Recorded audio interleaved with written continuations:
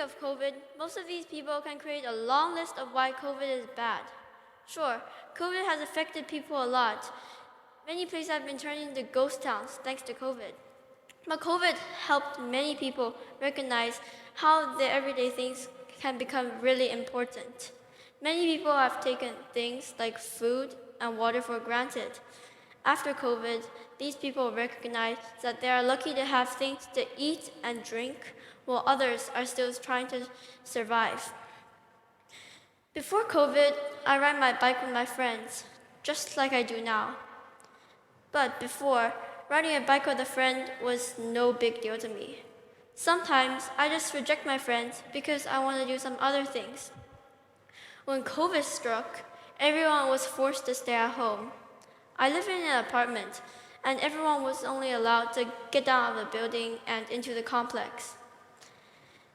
But by then, most of the parents have thought the risk of catching COVID was too high, so most of my friends didn't get to come downstairs.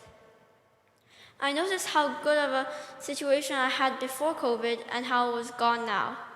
Nowadays, my friends occasionally come to ask if I have time to ride a bike or whatever, and I always say yes. Now that COVID is dying away and things are coming back to normal, my opinion has changed a lot. Something that was insignificant became something I would look forward to.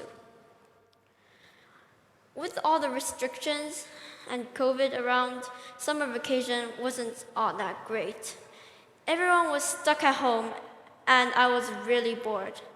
I started creating animations and mini games at home, but after a while of making them, I've noticed it got really boring.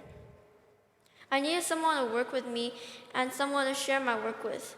My friends were also stuck at home, and I couldn't share my file through Teams. When the restrictions were gone, I could finally share my work around. I shared it with a nearby friend, and he got really interested in making them.